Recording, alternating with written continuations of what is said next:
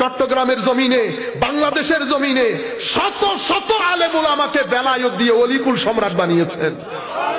ওলিকুল সম্রাট বানিয়েছেন। ওনার নাম হুজুর গৌসে মাইজ ভান্ডারী কেবলা কাবা রাদিয়াল্লাহু আনহু। বড় বড় আলেম, অনেকে অনেক কথা বলতো, যারাই ভিতরে ঢুকেছে কেউ বের হইতে পারে না, জালের মধ্যে আটকে গেছে, জালের মধ্যে আটকে গেছে। কারণ আল্লাহর ওলিদেরকে বাইরে থেকে দেখতে মনে হয় এরা আলেম না। হুজুর গৌসে মাইজ ভান্ডারী কিন্তু অনেক বড় আলেম ছিলেন, এটা আপনারা জানেন? জানেন তো? বাংলাদেশে পড়েছেন না ক্যালকাটাতে? ক্যালকাটার অনেক বড় আলেমে দ্বীন, অনেক বড় আলেমে আবু সালেহ লাহোরীর খলিফা হুজুর গৌসে মাইজ ভান্ডারী কেবলা কাবা। এবং বাংলার জমিনে আমাদের ঘরকা মুরগি ডাল বরাবর, ঘরকা মুরগি ডাল বরাবর। এই কারণে আপনার মনে হয় বুঝতে পারছেন না।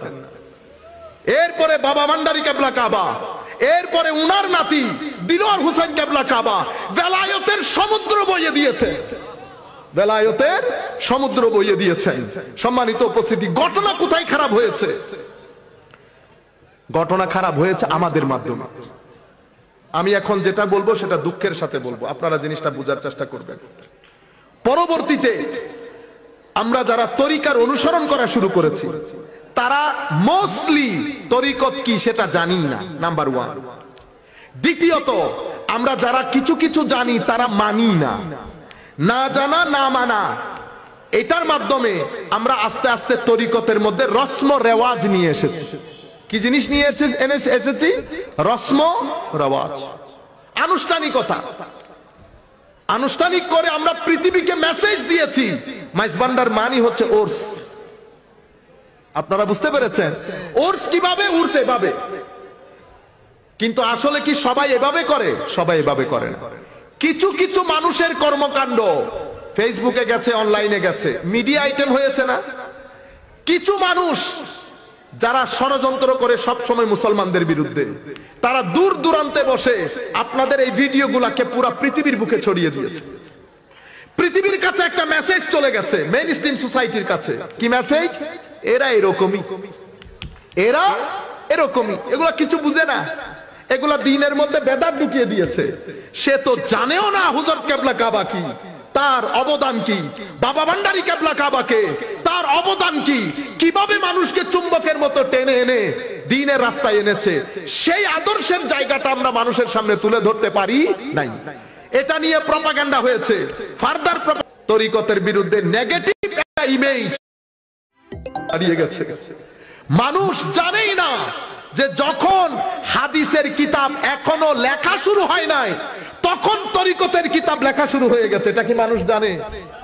বুঝতে পেরেছেন? হযরতে গৌসুল আজম আব্দুল কাদের আল জিলানী, আমি জাস্ট একটু করে বলে যাই, বুঝতে পারবেন। ওনার পীর শেখ মুখাররিমি, ওনার পীর, এরপরে ওনার পীর আবু বকর শিবলি।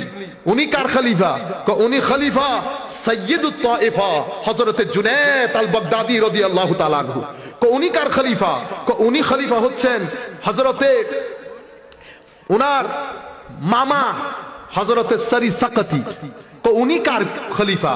হযরত সরি সাকাতি খলিফা হচ্ছে হযরতে মারুফ আল কারখি। মারুফ আল কারখি কার খলিফা? দাউদ আত-তাই। দাউদ আত-তাই কার খলিফা? হযরত হাবিব আল আজমি।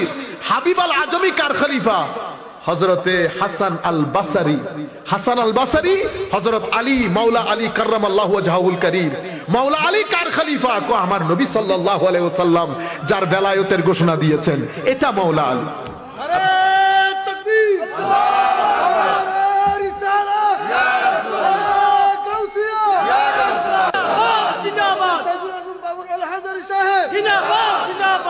এভাবে এটা হচ্ছে ফেস সনদ, এভাবে এসেছে জিনিসগুলা।